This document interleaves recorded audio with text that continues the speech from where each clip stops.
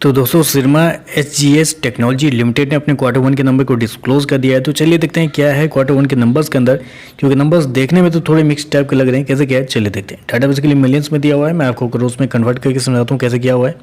पिछले क्वार्टर की बात करें तो पिछले क्वार्टर में कंपनी का टोटल रेवेन्यू जो कंपनी ने ऑपरेशन के थ्रू जनरेट किए थे 679 करोड़ के आसपास, पिछले साल मात्र 389 करोड़, जबकि अभी देखें तो कंपनी का रेवेन्यू बढ़ के 601 करोड़ के आसपास हो चुका है। तो क्वार्टर देखें तो क्वार्टर कंपनी के रेवेन्यू के अंदर एक हल्की सी गिरावट आपको देखने मिली। हल्की मतलब अब 13% के आसपास की गिरावट है। लेकिन वहीं अगर साल दर साल जाते हैं तो साल दर साल एक बड़ी तेजी आपको देखने मिली। अप्रोक्सीमेटली आप बोल सकते हैं 55% के आसपास का जंप है साल दर साल कंपनी के रेवेन्यू के अंदर। चलिए कंपनी के खर्चे क्या है वो देख लेते हैं। पिछले क्वार्टर में कंपनी 634 करोड़ खर्च की थी, पिछले साल मात्र 367 करोड़, जबकि अभी देखें तो कंपनी के खर्चे 582 करोड़ के आसपास है। तो कंपनी के खर्चे की बात करें तो कंपनी के खर्चे भी देखें तो इस क्वार्टर में बहुत ज़्यादा देखने को मिल रहा है, जबकि कंपनी ने इस क्वार्टर में चेंज इन इन्वेंट्री के नाम पे 27 करोड़ रुपये का फायदा हुआ है, जबकि पिछले क्वार्टर में 31 करोड़ का लॉस लगा था।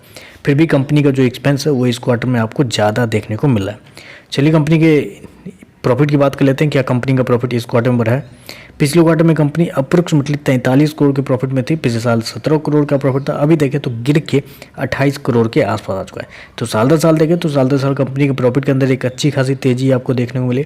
अप्रोक्सीमेटली यहाँ भी आप बोल सकते हैं 55% या 60% के आसपास की तेजी है। लेकिन यहीं अगर क्वार्टर जाते हैं तो क्वार्टर कंपनी के प्रॉफिट के अंदर एक बड़ी गिरावट आपको देखने मिली है। अप्रोक्सीमेटली 35% के आसपास की गिरावट है। चलिए कंपनी के ईपीएस क्या निकलता है वो देख लेते हैं। पिछले क्वार्टर में कंपनी का ईपीएस ₹2.43, पिछले साल ₹1.23, अभी देखें तो ₹1.61 के आसपास है। तो कंपनी के ईपीएस भी कंपनी के प्रॉफिट की तरह आपको देखने को मिल रहा है। एक चीज़ मैं आपको यहाँ पे हाईलाइट करवाना चाहूँगा। देखिए इस क्वार्टर में कंपनी ने क्या किया, एक्सपेंस को अगर ठीक से हम देखने के लिए जाते हैं तो देखिए कंपनी रिवेन्यू पिछले क्वार्टर से कम की है, ठीक है।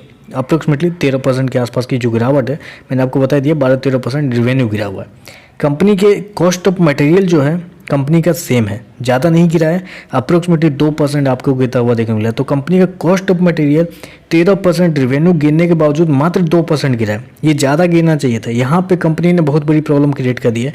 ये 2% गिरा है। यहाँ पे आपको कम से कम 15% के आसपास का कॉस्ट ऑफ मटेरियल गिरना चाहिए था, जो कि नहीं गिरा है, जिसकी वजह से कंपनी का जो प्रॉफिट है आपको गिरता हुआ देखने को मिला है। अगर कंपनी यहाँ पे अगर जस्टिफाई करती है अपने आप को तो कंपनी का प्रॉफिट इस क्वार्टर में आपको बढ़ता हुआ देखने को मिलता है और नंबर बहुत ज़्यादा तोड़फोड़ वाले हो सकते थे। लेकिन टेक्नोलॉजी से आप सभी को पता है कि टेक्नोलॉजी से बेसिकली क्वार्टरली परफॉर्मेंस में नहीं जाती है, ईयरली परफॉर्मेंस में जाती है। तो ईयरली परफॉर्मेंस देखें तो कंपनी का बहुत शानदार है, कंपनी का रेवेन्यू प्रॉफिट दोनों बढ़ता हुआ देखने मिला है। लेकिन मेरे हिसाब से ये जो क्वार्टरली जो परफॉर्मेंस है ये थोड़ा सा वीक है। देखते हैं मार्केट इस क्वार्टरली परफॉर्मेंस को गौर करता है कि नहीं करता है।